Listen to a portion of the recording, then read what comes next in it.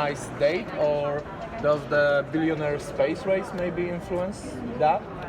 In my personal opinion, I think it's the billionaire space race has had a lot to do with it. I think, people have gotten excited about the possibilities of going to space, and I think those different projects like SpaceX have sort of captured the public's fascination and kind of go, oh yeah, we used to do these really cool things, let's do more of them. And NASA's kind of been stuck in a bureaucratic morass of, different presidents come in with different priorities, and the program has never quite gotten back on its feet. And then you've got these other people that are actively doing things in space, and the videos of them look cool, like when SpaceX landed, took the rocket off and landed back down like that, and then did two of them at once. It's sexy and it's fun, and I think it captures the public's imagination about space travel. So it's just, and that combined with the 50th anniversary, it's all kind of like, oh yeah, it's back in the zeitgeist. When envisioning an alternate history, did you have to consult with any historians, or did you take more of that labor on yourself to kind of try to make sure you're taking everything that you need to into account? I did. I started with a base of knowledge. Like, I was always a fan of the space program, read a lot of the books, and I just was always really interested in it. But then, yes, we consulted with a lot of outside people. Garrett Reisman is one of our technical consultants, who was a former astronaut at NASA. And we also have Mike and Denise Ikuda, who come from Star Trek, but had also worked with NASA in various capacities. And then beyond that, all the different departments on the show had their own technical consultants and researchers. We had a full-time historical researcher in the writer's room. So there was a commitment to really getting as much authenticity in the show as possible. Do you have any big themes you want to address in this first season as far as storytelling goes? There's so many themes. It's, we talk about the idea of what it means to go beyond where you are, relationships, interrelationships between the husband and wife, and what happens when, the woman all of a sudden goes out in the workplace as well, and what that means to a relationship. Obviously, optimism, we always talk about by losing the race to the moon, we ultimately will win, and that's a theme that we look at quite a bit in this first season, and then hopefully seasons beyond. I don't know if there's anything else. It's an aspirational show. It's a very optimistic show. It's really about, here's the path that could have been that we could still do. It's like really sort of saying, this was an amazing time, and we could have gone this way. We could have really expanded the footprint in space. We could have committed a lot of resources to something positive and uplifting to people in the United States and around the world. And by implication, you're saying we still can. So that's like the general big theme of the series. How did it? Oh, sorry. Go ahead. How did it feel going back into space? You all have been there a lot, and you've been away for a little bit. It's fun to be in space, especially since I don't have to be in the rigs and on the wires to do it. But it's fun. There's nothing quite like going on a soundstage and getting into a spacecraft.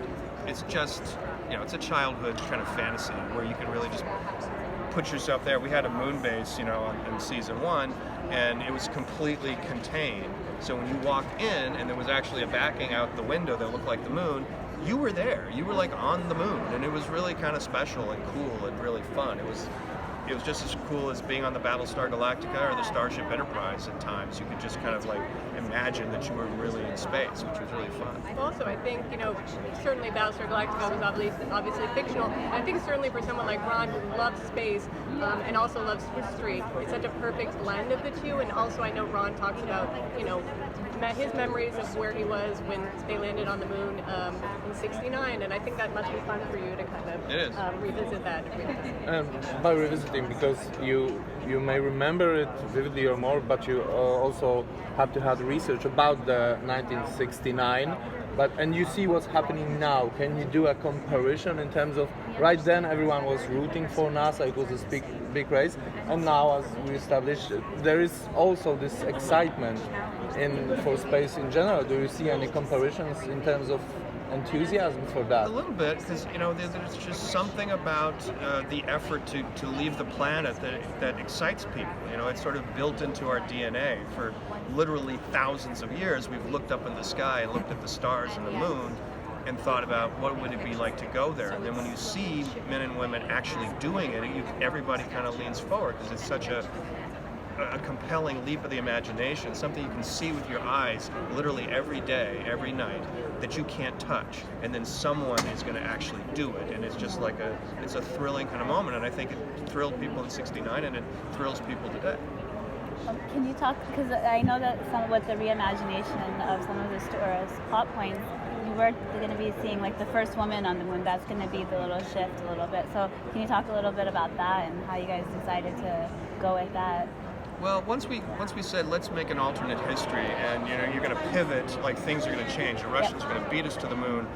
What are the things that would cascade out of that? And one of those became, well, what would be the cultural changes that would happen as well? And we came up with a story about, how American women would get into the program and to the moon much earlier than they did historically, which had a lot to do with the Soviets. People forget that the Soviets put the first woman in the moon, put the first woman into space a good 20 years before the Americans did, which is insane. So when we were going and retooling history, we said, well, let's pivot on that. Let's change a lot of things, and political things change, things, the course of nations change, cultural things are going to change. So it's really an interesting, fun exercise to see all the things that could change from just turning one thing around. All right, thank you. Hi, everybody. Are you guys exhausted by this point, or you're still got the It's spirit? the morning, so All right. a couple of hours into Yeah. I hear you. I think that 5 o'clock will be the zombie point. There is zombie point somewhere. I hear you. What's But the after the panels panel. over this afternoon? Yes, That's after it. the panel. Yeah, we're the special guests for Walking Dead. We're just gonna. Yeah, there you go. There you go. So, most notably absent during this press session, Joel Kinnaman, not here. I'm not even going to pretend like I'm not upset about that. So what can you share about his character since he's not here to plug his lead role himself? Well, I will say he's not here, but I feel like physically I embody Sal, so it's not much of an absence.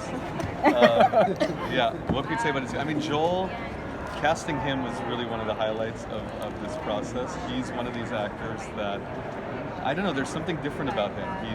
Yes, he's beautiful, but I do think he's also got a charisma and sort of this dark side to him too that I think we wanted to embrace with this character. So this is a really difficult character to cast.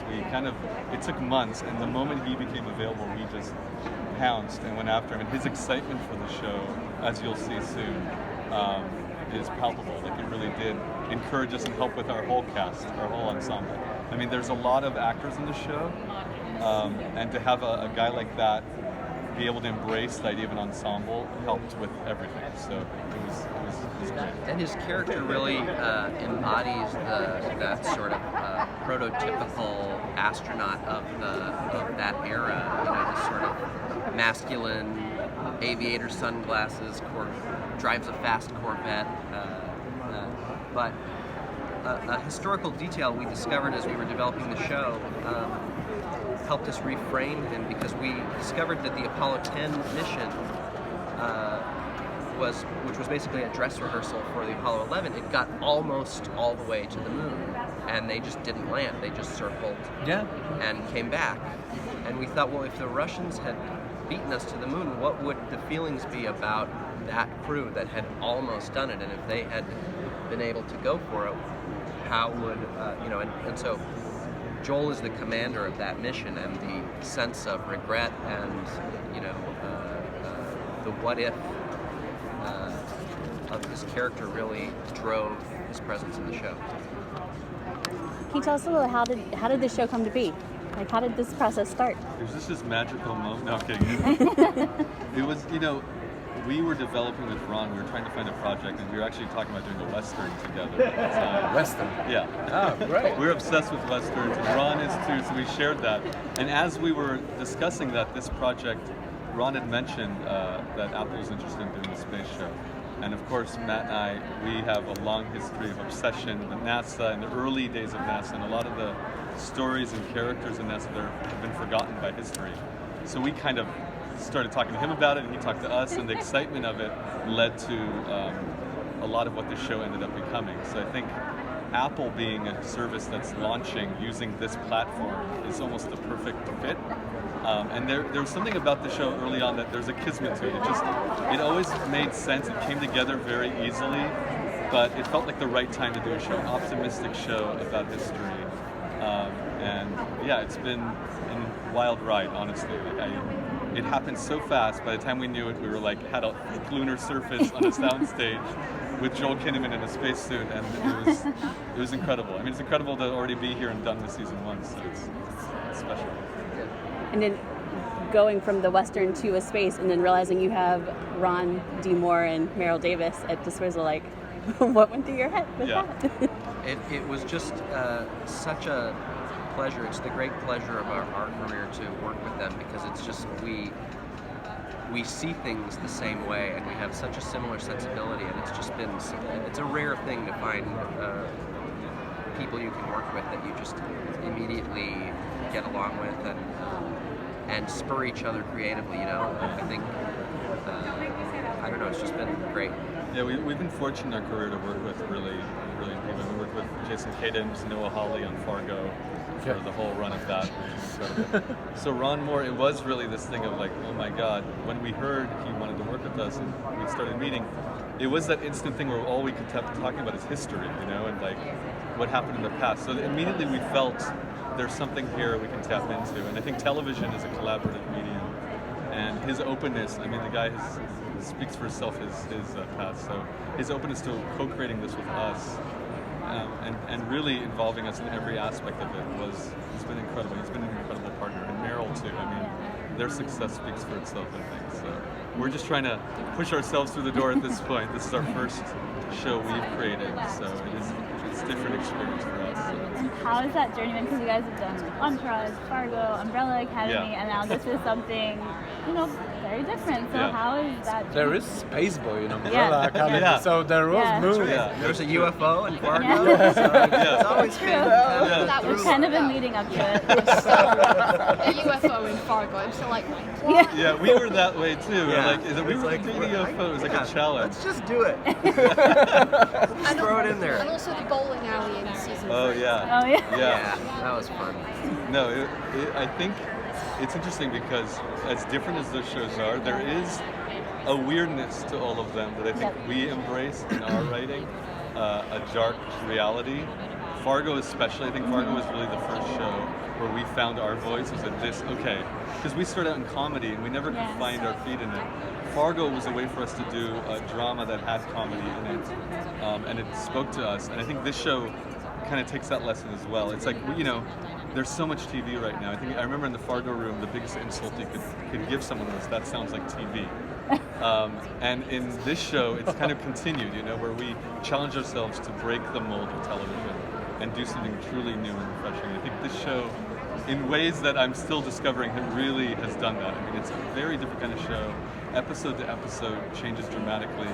What you watch in the beginning of the season almost feels like a different show than what you see at the end of the season. So I'm very excited to see people's reactions as it unveils itself. So. Yeah, one of the things that I think is a through line of all the shows we've been a part of is that we really try to challenge the audience and not make this story expected or easy. And this show also, I think it's there's going to be a lot of unexpected storytelling elements that will really make it interesting, and you have to really be on the edge of your seat to follow along. So I think it'll be a lot of fun. Yeah, and like in Fargo, I think we love complicated characters. We love this challenge of, am I supposed to root for this person? Why am I rooting for this person? Wait, what am I? You know, I think the question of did that really happen is another thing that I think our show embraces. We don't spoon feed to the audience. We don't tell them, look, this is different. This is like we expect the audience. Audiences are so intelligent now, especially sci-fi audiences, that I know they'll do the research to see what is real and what isn't. And there's a lot of those Easter eggs throughout the show. With the logistics of creating an alternate history, are you making everything completely its own world, or are you kind of trying to bring in things that still happened in the history that we know? I mean, it was very important because we were asking the audience to buy into this alternate history, that especially at the beginning of the show, that we firmly planted it in reality as much as possible. So like we went to great lengths to make sure that everything in the space program that we were showing was as accurate as possible. Our mission control set is basically an exact replica of the mission control set. We had Jerry Griffin, who was one of the flight directors from that time, come to the set, and he said it was almost exactly the same, except the ceiling tiles should have been more yellow from all the cigarette smoke that they had in the 60s. So. Did you repaint the ceiling then? No, it was a little too late. We had continuity issues, but it was a lot of fun to really be as accurate as possible. Are there plans for something? There are hopes and dreams, and we'll see. Yeah. And can you tell about meddling with one of the, as I think from my Polish perspective, one of the most important points in American history, something that defines.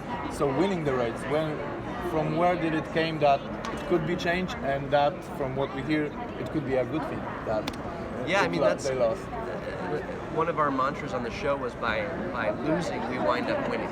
That it's that victory was such an amazing, iconic moment, but it actually, after that point, because the Russians weren't able to follow our lead, everything, all those plans just sort of petered out, and the competition that drove us to these great things ended. And so our show is positing, what if that competition kept going, and the Russians and the United States kept pushing each other to go further and further, and what would that look like? Thank you. Thank you.